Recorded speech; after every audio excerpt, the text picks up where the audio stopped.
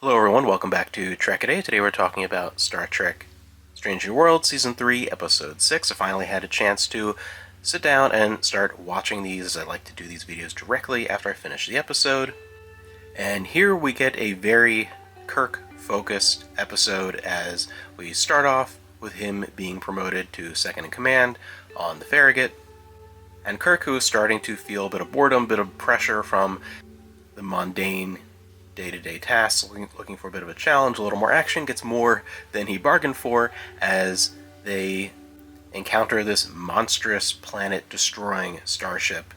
A near disastrous encounter in which Kirk must take command of the Farragut in his first real command experience, and they are saved by the Enterprise, which in turn is now forced to find a way to escape the clutches of this gigantic scavenger ship. So we have a two-part story, both on the Enterprise and on the Farragut, and we have a bit of an exchange of personnel to be able to get all the future, TOS era Enterprise crew onto the Farragut with Kirk.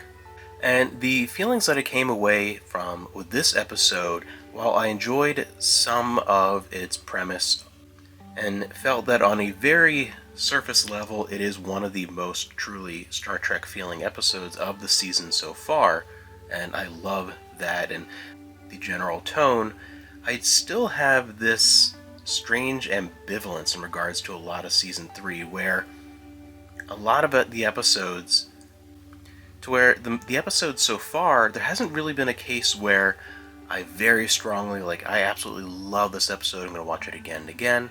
There also haven't been any where I am overwhelmingly negative and just kind of hate an episode, will never touch it again. Much of Season 3 has been in this weird middle ground, and this is kind of there too, where I really didn't super dislike it, even though I do have some negatives to talk about. I also didn't super love it. I haven't as of yet, I still have a few more episodes to catch up on. I'll have my discussions up very quickly when I go ahead and watch those, encounter an episode that I really adore or hate. Even the episodes that I have enjoyed, it's middling, and it's more in the context of I liked it for what Star Trek and TV in general is today, just not in comparison to a lot of the more classic stuff. Nothing has really ignited a true sense of excitement to revisit an episode, even when I kind of liked it. And this is kind of where this one lay for me as well. Partially because so much of it felt like an awkward collaboration of better previous work. And, it's pretty common even within Star Trek to revisit ideas, sometimes in a way that feels like it's just treading old ground. Other times it's looking at something in a new angle and really bringing a fresh perspective to an old concept. That happened pretty frequently with some stuff with Voyager, looking at a lot of them kind of redoing a lot of TNG ideas. It happened pretty frequently. Sometimes it worked, and sometimes it felt like just kind of a rehash. You never know. So Star Trek's not completely alien to that, but here it really felt like taking a bit from the TOS episode Obsession and Kirk's time as a lieutenant on the Farragut and putting in some very obvious, TOS, the Doomsday Machine, which is my overall favorite episode by far of the original series. I love that episode. Adding a bit from Star Trek Beyond, putting it into a blender, and then pouring it out as a proof of concept for the abysmal and offensive Year One concept. And that's kind of what made me, the part that I really disliked about this episode. It's an interesting idea to put them in this situation and have these characters interact, but it really just felt like that was the goal. So I wasn't a fan of that aspect, as well as the elements of the story that just felt like picking pieces of older Star Trek and putting it together in a way that I felt like didn't mesh. It felt more like a lack of creativity, even though it overall wasn't a bad experience or episode. I think it was entertaining enough, and the performances were fine. It's one of those things where there's this line of the performance versus the material that's being performed. And I really didn't have a problem with anything from the acting perspective, special effects wise. I think the design of the scavenger ship was a little muddled. It felt a little too much like Nero's Romulan mining ship, but it was okay. Everything about it, there's nothing really that stood out as a massive negative in those regards. It was more about the storyline and those similarities just reminding me of far better storytelling with things like the Doomsday Machine or Obsession. And I run into that sometimes with Strange New Worlds, to where it's like, I kind of liked that, but the thing that the thing that inspired it is significantly better. And while I didn't have a problem acting-wise with the Kirk portrayal, there again was a writing issue where it just didn't make sense that Captain Kirk, at this point in his career, and with knowing things that have happened to him already in his experiences on the Farragut and how much that drove who he became as a captain, this didn't really make sense, because this portrayal of Kirk felt much more like someone who is exploring the complexities of command for the first time, rather than an officer who is truly on the cusp of his own captaincy. He's at that stage of his career where he is almost permanently in that seat, and it felt more like he was at the beginning of that journey. It felt very out of place. And so when you first look at it, it's like, okay, this is a story of Kirk learning what it's truly like to be in command, but that's something that, while he's obviously not remarkably experienced in, he should already have a bit more of a grasp. And someone who's been to the academy and the experiences that he has had and the situations that he's already had where he had to take command of a situation, he came across too much, in my opinion, of a cocky, naive officer, or someone who was a bit younger and not as far along in his career as he's supposed to be at this point. So that didn't work well with me. Again, it was just a writing issue where it just wasn't quite up to where it should have been. And the Pike Kirk scene, bit of kind of pep talk interaction with them and getting into the issues of morality and tough decisions while being a captain, that's something, again, that felt like it should have been more inspiring and original than it was. It felt a little flat for me because it just felt too generic. Again, no major complaints like, oh, this was terrible, but it just, I don't know, it didn't have quite as much of a hook and poignancy as I think it should have had.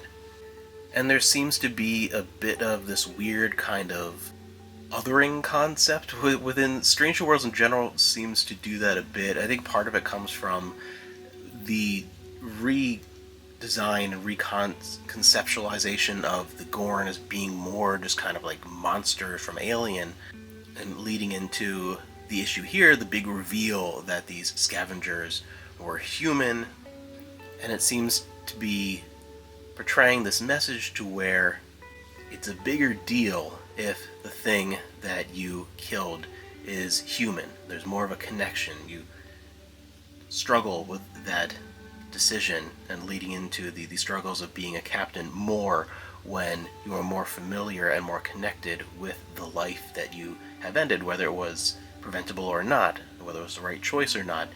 There's been this odd thread, especially through this season, but again, even in some of the stuff that I really liked in the first two seasons of Stranger Worlds, there is a bit of this kind of perspective of the non-human being somehow lesser, which doesn't sit right for me, and I don't think that was the intent. I'm just saying that's sort of what some of the muddled messaging has been. And some other stuff that I know might rub some people the wrong way that I really didn't have a problem with. Some of the things with Pelia and solutions to use some real retro tech and treasures to assist in the escape from the bowels of the beast. It really worked fine because of who the character was. Like, it made sense for the character, it worked with the situation, and yeah, it was a little silly, but I think Stranger Worlds pretty much always resides in that avenue where it's a little silly. Whether it is good or bad, I think sometimes it's a little silly and it's great, and sometimes it's a little silly and it's bad.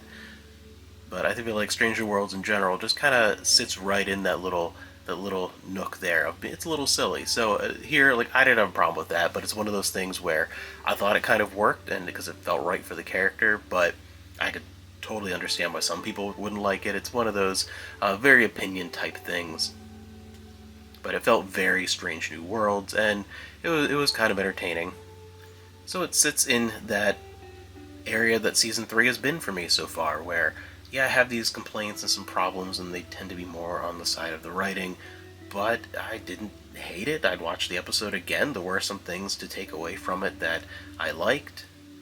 Again, Paul Wesley, I like more as Kirk this season. Again, it's just, he's not Kirk, he's not Shatner, but as far as he's owning his portrayal and he's giving a good performance within the way that he's choosing to portray that role. So I think here he found himself a little more so even, and a lot of the actors in general, and here specifically, I think have done a great job with their own interpretation of that legendary TOS character that they are portraying.